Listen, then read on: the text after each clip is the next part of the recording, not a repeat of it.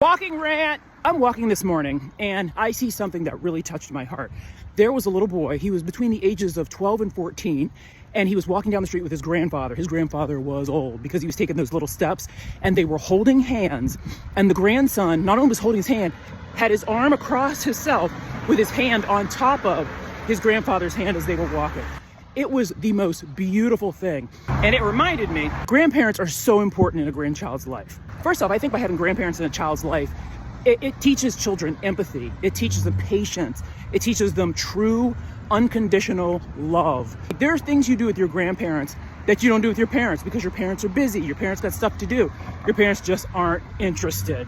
My mother takes my daughter gardening, mudding, which means after a rain, they put on their rain boots and they go out in the mud and kick water, picking up earthworms, teaching her about bugs, teaching her how to forage, like showing her mushrooms, which ones you can eat, which ones you can't, which plants you can eat, because my mom is a real outdoors person. She has taught her so many life lessons, and she's taught her how to be calm, how to be still, which I'm not good at teaching because I'm high anxiety and basically a nut. From the very beginning of my daughter's life, my mother showed her and me, of course I already knew this, unconditional love. When I was in the hospital, I had a C-section and I wasn't doing very well, and my daughter she was jaundiced, so she had to be in that little blue bin with the blue light on her face. I remember waking up at 2 a.m.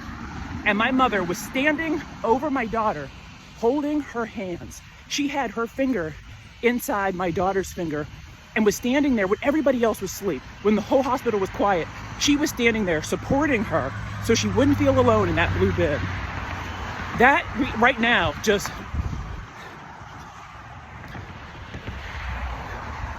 from the very beginning.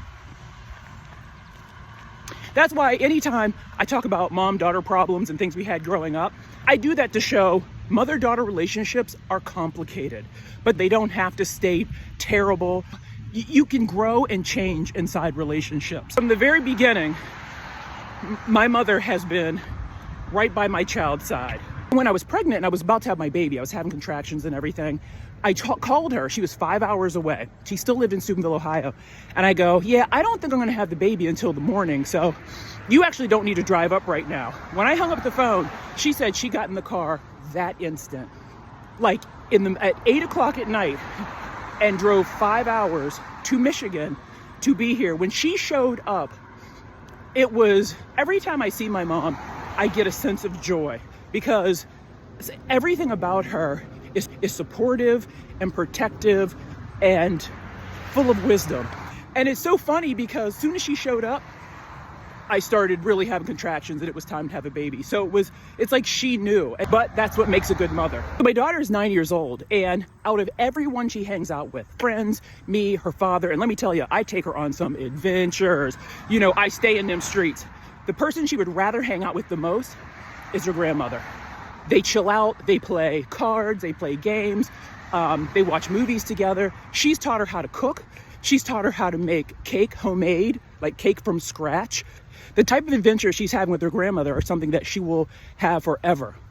And there was a time where we were in Holland, Michigan. We went to the Tulip Festival, and me, my mom, my daughter, and my husband, and we're all walking. There was a lot of walking involved. And at one point, my husband and daughter were walking way far ahead of us. Sometimes my husband does that. He gets in his own sort of thing because he does not like crowds and he doesn't like being outside the house. So he was walking a little bit fast, and my mom and I were kind of a little bit further back. Also, my mom and I are adventurers. We like to see everything and talk to people and, oh, what's that? Take pictures. So we just have a different outlook on traveling. They kind of were leaving us, and I had to go, slow down, stop. We're gonna take a breath. We're gonna let grandma have a seat.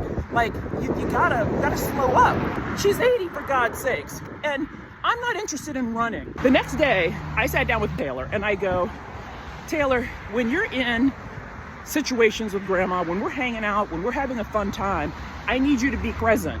I need you not to take for granted that she's here, because she's not gonna always be here. When I said that, she started tearing up and she goes, what do you mean she's not gonna always be here? What do you mean? And I go, I'm just what I'm saying. She's not gonna always be here. I'm just telling you what is going to happen. So when you are hanging out with her, all of those moments are precious. Don't take it for granted. She started crying. Then she told my sister on me and said, TT, Mommy said that grandma's not going to be here forever, and that was really mean. My sister said, well, she's right. Since that talk, my daughter has truly stepped it up. Now she is dialed in and she's present. She understands it now. So that way, when the time comes, she won't go, oh, why didn't I? You know, when you got people here, you got to lay it all on the line right now. You got to show people how much you love them and how much you care for them now. I'm very lucky because my mother has been everything to me, and now she's everything to my daughter. And sometimes it's better to be lucky than good.